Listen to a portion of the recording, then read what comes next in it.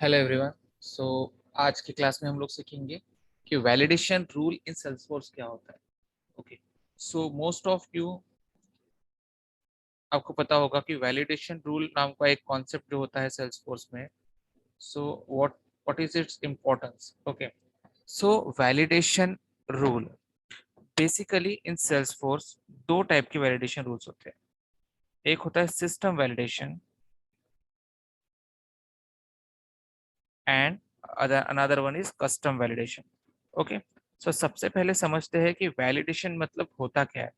सो validation like, देखो कि जब भी आप कोई रिकॉर्ड को सेव करने जाओगे, जब भी आप किसी रिकॉर्ड को सेव करने जाओगे तो before saving that record, before saving क्या होगा, आपका रिकॉर्ड चेक होगा, वैलिडेट होगा। जैसे देखो, अगर आप किसी शॉपिंग मॉल में जा रहे हो, राइट, सो क्या होता है, सबसे पहले जो मेन दरवाजा होता है वहां पे वैलिडेटर लगे होते हैं, ठीक है, कुछ गार्ड्स लगे होते हैं, एक वो स्क्रीन लगा होता है, ठीक है, जिसके अंदर से आपको जाना पड़ता है।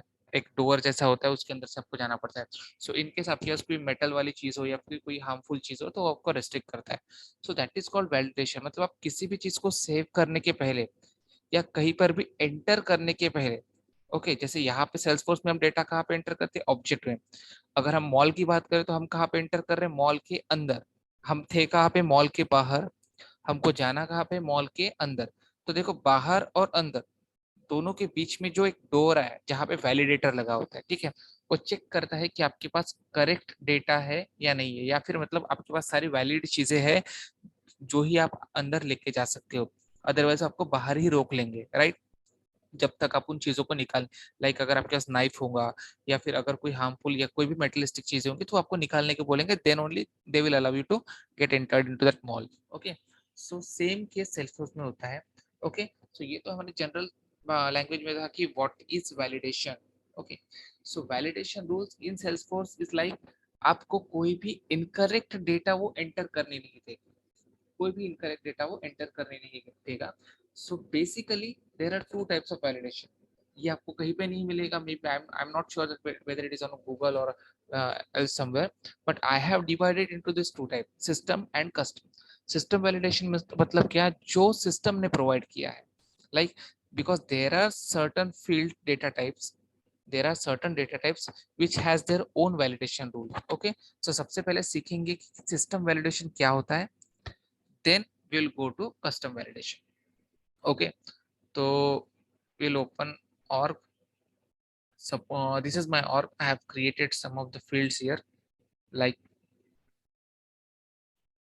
okay, so you can see, I'll show you some of the types of validation. So first type of validation is this. If you see these, all these fields are red marked. Okay, some of these fields are red marked. तो red mark field का मतलब क्या होता है कि ये required है। तो अगर मैं इसकी वैल्यू नहीं भरूँ ना, तो ये क्या करेगा, मुझे एरर थ्रो करेगा। ओके, देखिए, अगर मैं सपोज करता हूँ इसको ऐसे, नॉर्मली मैं ब्लैंक सेव कर देता हूँ। देखो, you must enter a value, you must enter a value, you must enter a value, right. तो ये वैलिडेशन रूल मैंने नहीं लगाया, करेक्ट, मैंने ऐसा कोई वैलिडेशन रूल नहीं लगाया। ये वैलिडेशन रूल मुझे किसने प्रोवाइड किया, सेल्सफोर्स ने प्रोवाइड किया। क्यों किया है, बिकॉज मैंने क्या बोला था कि ये फील्ड मेरी रिक्वायर्ड है, तो जब मैंने फील्ड बनाया तब मैंने फील्ड को रिक्वायर्ड सेट कर दिया था।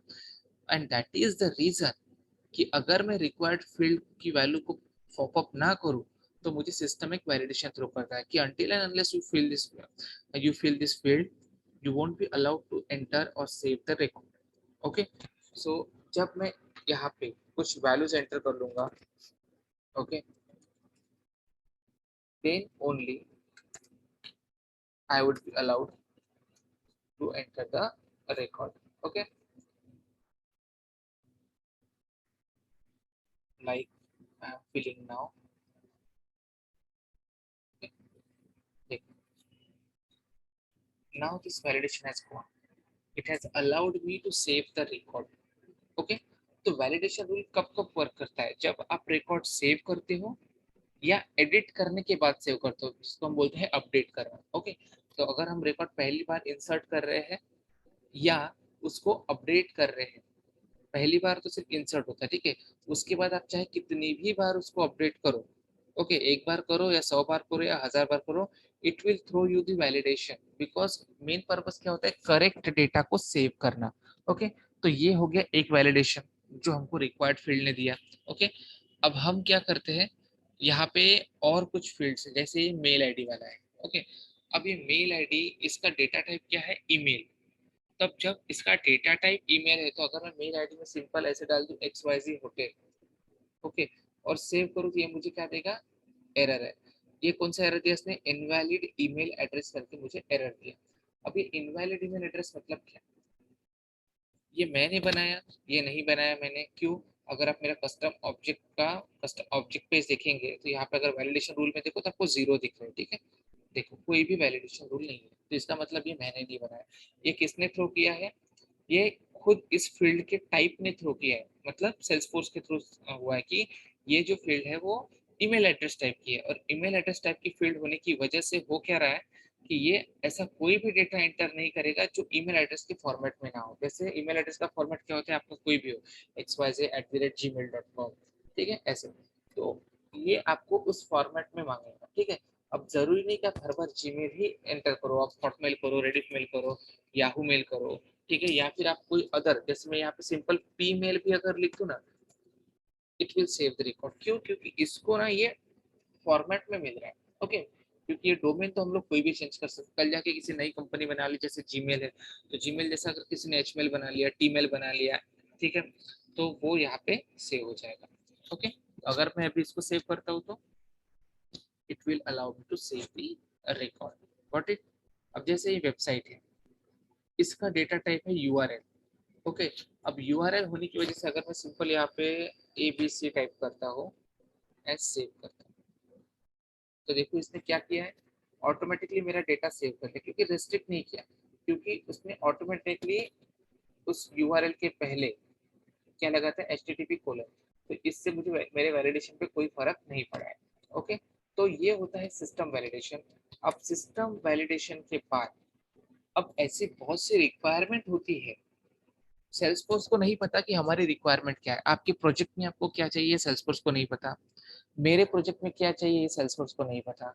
Okay, so in some of this case क्या होगा कि ऐसे केसेस में सेल्सफोर्स को नहीं पता होगा कि आप, जैसे आपने बोला कि चलो यार, मेरी कंट्री इक्वल्स टू इंडिया होगी तो ही मैं रिकॉर्ड सेव करने दूंगा, या फिर मेरा pin code equals to this होगा तो ही मैं रिकॉर्ड सेव करने दूंगा, या फिर मैं सिर्फ वैसे ही रिकॉर्ड सेव करने दूंगा जिसका होटल व्यू कुछ माउंटेन व्यू हो, या लेक व्यू हो, या आइलैंड व्यू हो, या फिर मैं कुछ ऐसे ही रिकॉर्ड सेव करने दूंगा जिसका होटल टाइप 5 स्टार हो।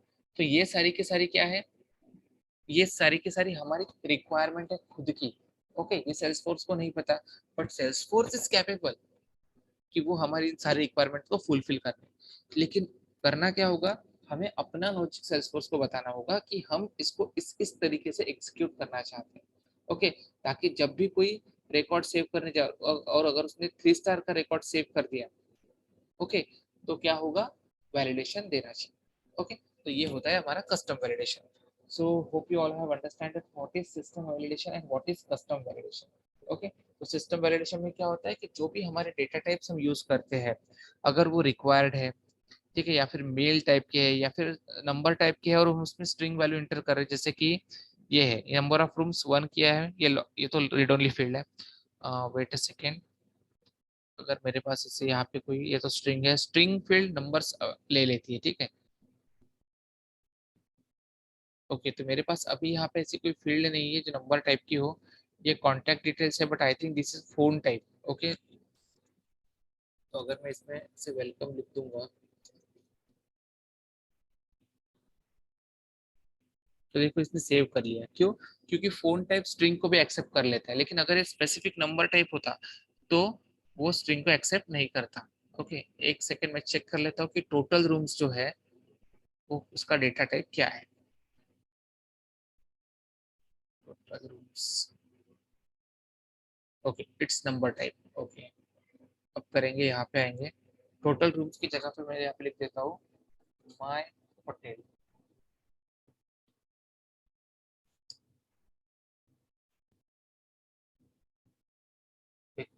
क्या है यहाँ पे एरर दिया, इनवैलिड नंबर, ये एरर मैंने नहीं दिया, राइट। ये मेरी कोई कस्टम रिक्वायरमेंट नहीं है। ये रिक्वायरमेंट क्या है, सेल्सफोर्स। सेल्सफोर्स ने क्या किया, मुझे पूछा कि आपका डेटा टाइप क्या है, मैंने बोला नंबर, और मैं वहां पे वैल्यू एंटर कर रहा हूँ स्ट्रिंग टाइप की। तो उन्होंने एरर दिया क्या कि आपका जो डेटा टाइप है वो नंबर है और आप उस जगह पे वैल्यू एंटर कर रहे हो कौन सी, स्ट्रिंग वैल्यू। सो हमको क्या मिला, एरर मिला। तो ये किस में आता है, सिस्टम वैलिडेशन में। ओके, सिस्टम वैलिडेट कर रहा है, अगर डेटा करेक्ट है तो ही सेव करेगा, अगर डेटा रॉन्ग है तो सेव नहीं करने देगा। ओके, तो ये था हमारा सिस्टम वैलिडेशन। ओके, इसके अगले वीडियो में हम समझेंगे कि कस्टम वैलिडेशन कैसे होता है और कस्टम वैलिडेशन बनाते कैसे हैं, ठीक है। कैसे हम फील्ड को रेस्ट्रिक्ट कर सकते, सॉरी कैसे हम डेटा को रेस्ट्रिक्ट कर सकते हैं कि गलत डेटा एंटर ना हो। ओके, सो आज की वीडियो में इतना ही। हम इसके नेक्स्ट वीडियो में देखेंगे कि कैसे होता है हमारा एक कस्टम वैलिडेशन इन सेल्सफोर्स। ओके।